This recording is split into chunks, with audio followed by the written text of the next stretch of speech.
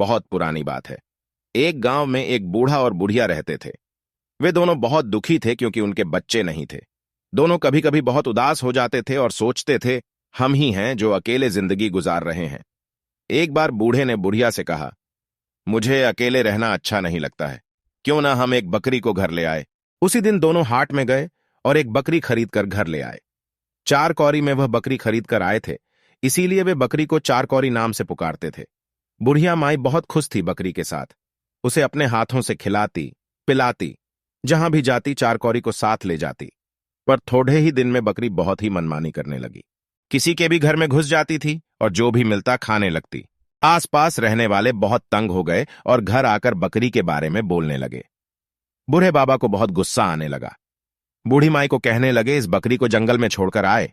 बुढ़िया ने कहा, ये क्या कह रहे हो? ऐसा करते हैं, राउत के साथ उसे जंगल में चरने के लिए भेज देते हैं। बकरी चराने वाले राउत के साथ बकरी जंगल जाने लगी, लेकिन थोड़े ही दिन में राउत भी बहुत तंग हो गया। 4 कोरी उसका कहा जो नहीं मानती थी। उसने बकरी को चराने ले जाने से इनकार कर दिया। बकरी फिर से घर में रहने लगी और अब उसे बच्चे हो गए और बच्चे भी सबको तंग करने लग गए। अब बुढ़िया भी परेशान हो गई। उसने कहा, मैं और इनकी देखभाल नहीं कर सकती। बूढ़े बाबा ने बकरी और उसके बच्चों को जंगल में छोड़े अच दिया। बकरी और उसके बच्चे खिरमिट और हिरमिट जंगल में घूमने लगे, फूल पत्ते सब खाने लगे। एक दिन अचानक एक बाघिन से मुलाकात हो गई। बाघिन खिरमिट और हिरमिट को देख रही थी और सोच रही थी, कब इन दोनों को खाऊंगी। बाघिन को देखकर बकरी को समझ में आ गया कि बाघिन क्या सोच रही है। बकरी को बहुत डर लगा, पर हिम्मत करके वह बाघिन के पास गई और अपना सर झुकाकर उसने कहा, दीदी प्रणाम। अब बाघिन तो बहुत अचंभे में आ गई। ये बकरी तो मुझे दीदी कहकर पुकार रही है, उसके बच्चों को कैसे खाऊं? बाघिन ने कहा, तू कहां रहती है? बकरी ने कहा, क्या कहूं दीदी, रहने के लिए कोई जगह ही नहीं है हमारे पास।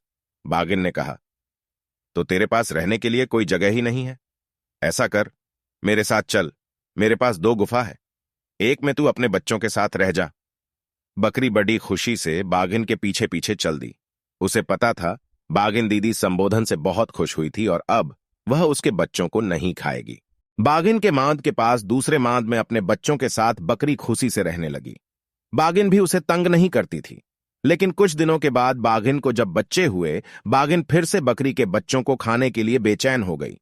बच्चे पैदा होने के बाद वह शिकार करने के लिए नहीं जा पा रही थी। भूख भी उसे और ज्यादा लगने लगी थी। बकरी बाघिन की आंखों की ओर देखती और मन ही मन चिंतित हो उठती। वह बाघिन के पास जाकर दीदी दीदी कहती और बातें करती रहती, ताकि उसकी आंखों के भाव बदल जाए। बाघिन उससे कहती, मेरे बच्चों का कोई नाम रख दो। बकरी ने ही कहा, एक का नाम एक कांटा, दूसरे का नाम दू कांटा। बाघिन के बच्चे एक कांटा और दू कांटा, और बकरी के बच्चे खिरमिट और हिरमिट। शाम होते ही बाघिन ने बकरी से कहा, तुम तीनों अगर हमारे संग सोते तो बहुत अच्छा होता, या किसी एक को अगर भेज दो। अब बकरी बहुत परेशान हो गई। क्या कहूं बाघिन से? खिरमिट ने अपनी मां को चिंतित देखकर कहा, मां, तू चिंता मत कर, मैं जाऊंगा वहां सोने। बाघिन के मांद में जाकर खिरमिट ने कहा, मौसी मौसी, मैं आ गया। बाघिन बहुत खुश हुई। उसने खिरमिट से कहा, तू उस किनारे सो जा। खिरमिट लेट गया, लेकिन डर के कारण उसे नींद नहीं आ रही थी। कुछ देर के बाद वह उठकर बाघिन के पास जाकर उसे देखने लगा। हां, बाघिन गहरी नींद में सो रही थी।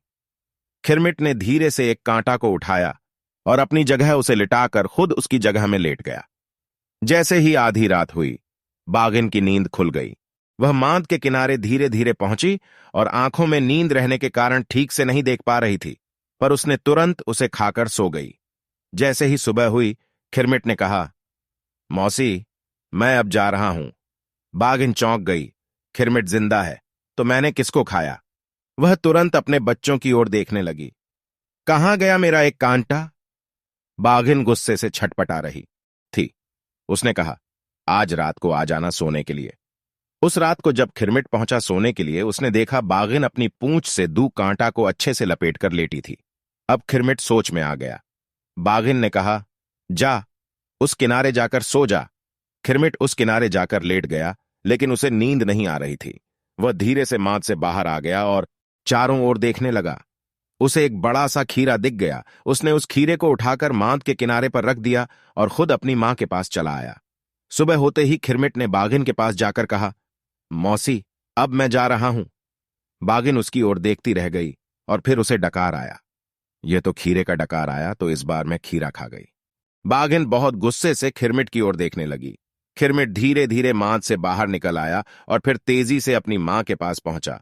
दाई दाई, अब बाघिन हमें नहीं बचाएगी, चलो जल्दी चलो, यहां से निकल जाते हैं। बकरी खिरमिट और हिरमिट को लेकर भागने लगी। भागते भागते बहुत दूर पहुंच गई। बकरी खिरमिट और हिरमिट को देखती और बहुत दुखी होती। ये नन्हे बच्चे कितने थक गए हैं। उसने बच्चों से कहा, थोड़ी देर हम तीनों पेड़ के नीचे आराम कर लेते हैं। पर खिरमिट ने कहा, मां, बाघिन तो बहुत तेज दौड़ती है, वह तो अभी पहुंच जाएगी। हिरमिट ने कहा, क्यों ना हम इस पेड़ पर चढ़ जाएं? बकरी ने कहा, हां, ये ठीक है, चल हम तीनों इस पेड़ पर चढ़ जाते हैं। बकरी और खिरमिट हिरमिट पेड़ पर चढ़ गए और आराम करने लगे। उधर बाघिन बकरियों के माद में पहुंची। उसने इधर देखा, उधर देखा, कहां गई बकरियां। बाहर आई और उसके बाद बकरियों के पैरों के निशान देखकर समझ गई कि वे तीनों किस दिशा में गए। उसी को देखते हुए बाघिन चलती रही, फिर दौड़ती रही। उसे ज्यादा समय नहीं लगा उस पेड़ के पास पहुंचने में। पैरों के निशान पेड़ तक ही थे और बकरियों की गंध भी तेज हो गई थी। बाघिन ने ऊपर की ओर देखा। अच्छा, तो यहां बैठे हो सब? बाघिन ने कहा, अभी तुम तीनों को मैं खा जाऊंगी, अभी ऊपर आती हूं। खिरमिट और हिरमिट तो डर गए, डर के मां से लिपट गए। बकरी ने कहा, अरे डरते क्यों हो? जब तक हम पेड़ के ऊपर बैठे हैं वह बाघिन हमें खा नहीं सकती।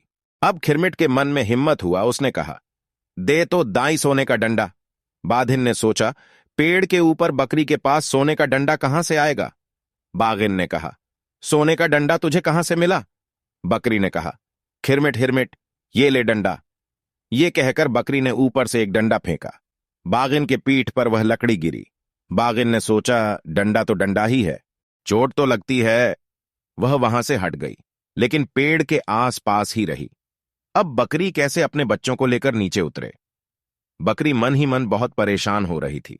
उधर बाघिन परेशान थी, ये सोचकर कि कब तक उसे बकरियों के इंतजार में पेड़ के नीचे रहना पड़ेगा। तभी बाघिन ने देखा वहां से 3-4 बाघ जा रहे हैं। सबसे जो बड़ा बाघ था उसका नाम था बंडवा। बाघिन बंडवा के पास गई और उस पेड़ की ओर संकेत किया जिस पर बैठी थी बकरियां। बंडवा तो बहुत खुश हो गया। वह अपने साथियों को साथ लेकर पेड़ के नीचे आकर खड़ा हो गया। बकरी अपने बच्चों से कह रही थी, डर किस बात का, ये सब नीचे खड़े होकर ही हमें देखते रहेंगे। लेकिन तभी उसने देखा कि बंडवा पेड़ के नीचे खड़ा हो गया। उसके ऊपर बाघिन, बाघिन के ऊपर और एक बाघ, उसके ऊपर, अब तो चौथा बाघ पेड़ के ऊपर तक आ जाएगा। बकरी अब डर गई थी, कैसे बचाए बच्चों को। तभी खिरमिट ने कहा, दे तो दाई सोना के डंडा, तेमा मारो तरी के बंडा। ये सुनकर बड़म्बा, जो सबसे नीचे था, भागने लगा। और जैसे ही वह भागने लगा, बाकी सब बाघ धड़ाम धड़ाम जमीन पर गिरने लगे। गिरते ही सभी बाघ भागने लगे। सबको भागते देख बाघिन भी भागने लगी। बकरी ने कहा, चल खिरमिट, चल हिरमिट, हम भी यहां से भाग जाए, नहीं तो बाघिन फिर से आ जाएगी। बकरी अपने बच्चों को साथ लिए दौड़ने लगी।